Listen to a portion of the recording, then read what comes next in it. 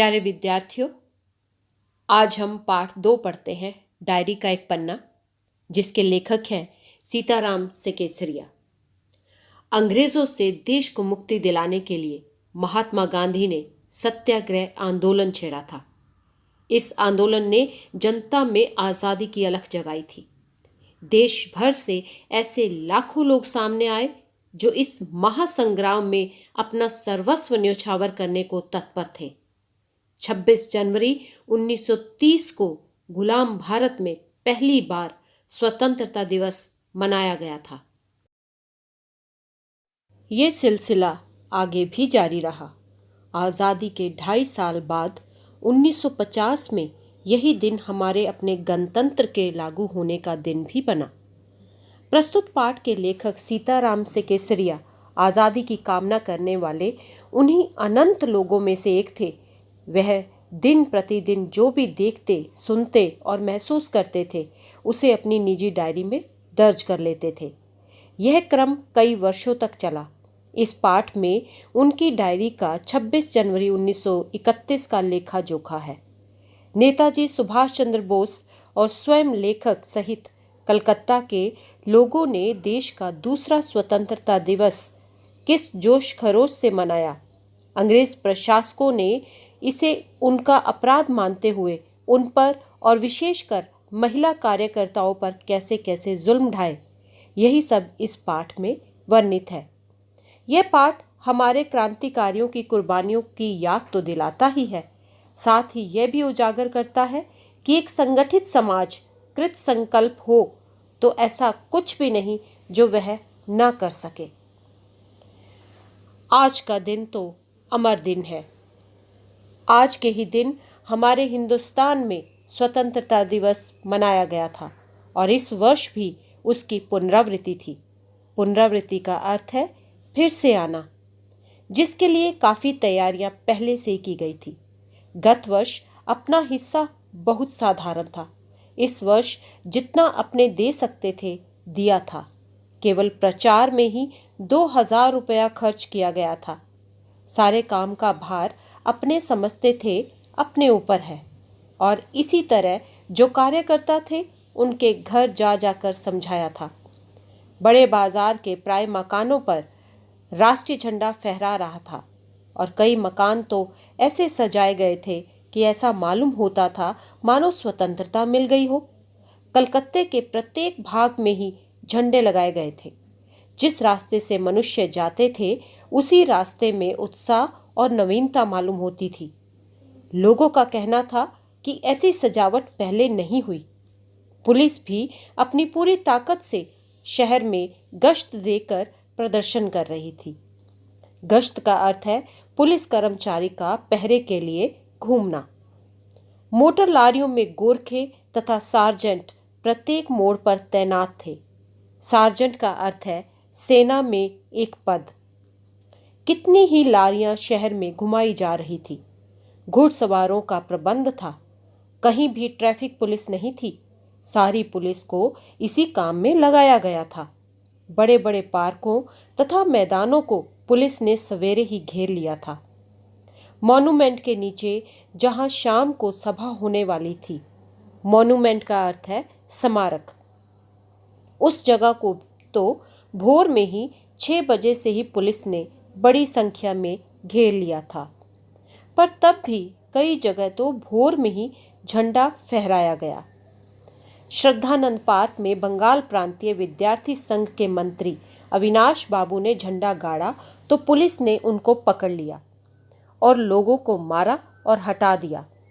तारा सुंदरी park में बड़ा बाजार कांग्रेस कमेटी के युद्ध मंत्री हरीश चंद्र सिंह झंडा फहराने गए, पर वे भीतर न जा सके। वहां पर काफी मारपीट हुई और 2-4 आदमियों के सिर भी फट गए। गुजराती सेविका संघ की ओर से जुलूस निकाला, जिसमें बहुत सी लड़कियां थी, उनको भी गिरफ्तार कर लिया गया। 11 बजे मारवाड़ी बालिका विद्यालय की लड़कियों ने अपने विद्यालय में झंडो उत्सव मनाया। जानकी देवी, मदालसा आदि भी वहां गई। लड़कियों को उत्सव का क्या मतलब है समझाया गया। एक बार मोटर में बैठकर सब तरफ घूम कर देखा तो तो बहुत अच्छा मालूम हो रहा था। जगह जगह फोटो उतर रहे थे। अपने भी फोटो का प्रबंध काफी किया गया था। 2-3 बजे कई आदमियों को पकड़ लिया गया, जिसमें मुख्यतः पूर्णोदास और पुरुषोत्तम राय थे। सुभाष बाबू के जुलूस का भार पूर्णोदास पर था, पर यह प्रबंध कर चुका था। स्त्री समाज अपनी तैयारियों में लगा था। जगह जगह से स्त्रियां अपने जुलूस निकालने की तथा ठीक स्थान पर पहुंचने की कोशिश कर रही थी। मॉन्यूमेंट के पास जैसा प्रबंध भोर में था, वैसा करीब 1 बजे नहीं था। इससे लोगों को आशा होने लगी कि शायद पुलिस अपना रंग ना दिखलावे, पर वह कब रुकने वाली थी। 3 बजे से ही मैदान में हजारों आदमियों की भीड़ होने लगी और लोग टोलियां बना बनाकर मैदान में घूमने लगे। आज जो बात थी वह निराली थी।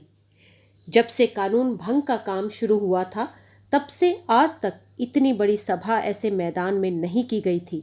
और यह सभा तो कहना चाहिए कि ओपन लड़ाई थी।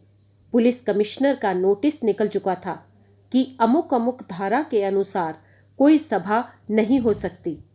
जो लोग काम करने वाले थे, उन सबको इंस्पेक्टरों के द्वारा नोटिस और सूचना दे दी गई थी कि आप सभी सभा में भाग लेंगे तो दोषी समझे जाएंगे। इधर काउंसिल की तरफ से नोटिस निकल गया था कि मॉन्यूमेंट के नीचे ठीक 4:24 पर झंडा फहराया जाएगा तथा स्वतंत्रता की प्रतिज्ञा पढ़ी जाएगी। सर्वसाधारण की उपस्थिति होनी चाहिए। खुला चैलेंज देकर ऐसी सभा पहले नहीं की गई थी। ठीक 4:10 पर सुभाष बाबू जुलूस लेकर आए। उनको चौरंगी पर ही रोका गया। चौरंगी कलकत्ता की एक जगह का नाम है, पर भीड़ की अधिकता के कारण पुलिस जुलूस को रोक नहीं सकी। मैदान के मोड़ पर पहुंचते ही पुलिस ने लाठियां चलानी शुरू कर दी। बहुत आदमी घायल हुए। सुभाष बाबू पर भी लाठियां पड़ी। सुभाष बाबू बहुत जोरों से वंदे मातरम बोल रहे थे। ज्योतिर्मय गांगुली ने सुभाष बाबू से कहा, आप इधर आ जाइए, पर सुभाष बाबू ने कहा, आगे बढ़ना है। ये सब तो अपनी सुनी हुई लिख रहे थे, पर सुभाष बाबू का और अपना विशेष फासला नहीं था। यहाँ पर अपने या मैं से तात्पर्य लेखक से है। सुभाष बाबू बड़े जोर से वंदे मातरम बोल रहे थे। यह अपनी आंख से देखा। पुलिस भयानक रूप से लाठियां चला रही थी। क्षितिज चटर्जी का फटा हुआ सिर देखकर और उनका बहता हुआ खून देखकर आंख मिच जाती थी। इधर ये हालत हो रही थी, उधर स्त्रियां मॉन्यूमेंट की सीढ़ियों पर चढ़कर झंडा फहरा रही थी और घोषणा पढ़ रही थी। स्त्रियां बहुत बड़ी संख्या में पहुंच गई थी। प्राय सबके पास झंडा था। जो वॉलेंटियर गए थे, वे अपने स्थान से लाठियां पड़ने पर भी हटते नहीं थे। वॉलेंटियर का अर्थ स्वयं सेवक। सुभाष बाबू को पकड़ लिया गया और गाड़ी में बिठाकर लाल बाजार लॉकअप में भेज दिया गया। लॉकअप अर्थात जेल। कुछ देर बाद ही स्त्रियां जुलूस बनाकर वहां से चली। साथ में बहुत बड़ी भीड़ इकट्ठी हो गई। बीच में पुलिस कुछ ठंडी पड़ी थी और उसने फिर डंडे चलाने शुरू कर दिए। अब की बार भीड़ ज्यादा होने के कारण बहुत आदमी घायल हुए। धर्मतल्ले के मोड़ पर आकर जुलूस टूट गया और करीब 50-60 स्त्रियां वही मोड़ पर बैठ गई। पुलिस ने उनको पकड़कर लाल बाजार भेज दिया।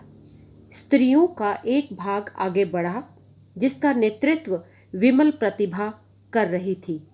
उनको बहु बाजार के मोड़ पर रोका गया और वे वही मोड़ पर बैठ गई। आसपास बहुत बड़ी भीड़ इकट्ठी हो गई, जिस पर पुलिस बीच बीच में लाठी चलाती थी। इस प्रकार करीब पौन घंटे के बाद पुलिस की लारी आई और उनको लाल बाजार ले जाया गया और भी कई आदमियों को पकड़ा गया। ब्रिजलाल गोयनका, जो कई दिन से अपने साथ काम कर रहे थे और दमदम जेल में भी अपने साथ था, पकड़ा गया। पहले तो वह झंडा लेकर वंदे मातरम बोलता हुआ मॉन्यूमेंट की ओर इतनी जोर से दौड़ा कि अपने आप ही गिर पड़ा। और उसे एक अंग्रेजी घुड़सवार ने लाठी मारी और फिर पकड़कर कुछ दूर ले जाने के बाद छोड़ दिया। इस पर वह स्त्रियों के जुलूस में शामिल हो गया और वहां पर भी उसको छोड़ दिया। तब वह 200 आदमियों का जुलूस बनाकर लाल बाजार गया और वहां पर गिरफ्तार हो गया। मदलसा भी पकड़ी गई। उससे मालूम हुआ कि उसको थाने में भी मारा था। सब मिलाकर 105 स्त्रियां पकड़ी गई थी। बाद में रात को 9 बजे सबको छोड़ दिया गया। कलकत्ता में आज तक इतनी स्त्रियां एक साथ गिरफ्तार नहीं हुई थी। करीब 8 बजे खादी भंडार आए तो कांग्रेस ऑफिस से फोन आया कि यहाँ बहुत आदमी चोट खाकर आए हैं और कई की हालत संगीन है। संगीन का अर्थ है गंभीर। उनके लिए गाड़ी चाहिए। जानकी देवी के साथ वहां गए। वहां लोगों को चोट लगी हुई थी। डॉक्टर दासगुप्ता उनकी देखरेख तथा फोटो उतरवा रहे थे। उस समय तक 67 आदमी आ चुके थे। बाद में तो 103 तक आ पहुंचे। अस्पताल गए। लोगों को देखने से मालूम हुआ कि 160 आदमी तो अस्पतालों में पहुंचे और जो लोग घरों में चले गए वे अलग थे। इस प्रकार 200 घायल जरूर हुए हैं। पकड़े गए आदमियों की संख्या का पता नहीं चला, पर लाल बाजार के लॉकअप में स्त्रियों की संख्या 105 थी। आज तो जो कुछ हुआ वह अपूर्व हुआ है। अपूर्व अर्थात जो पहले ना हुआ हो। बंगाल के नाम या कलकत्ता के नाम पर कलंक था कि यहाँ काम नहीं हो रहा है, पर आज वह बहुत अंश तक धुल गया और लोग सोचने लग गए कि यहाँ भी बहुत सा काम हो रहा है।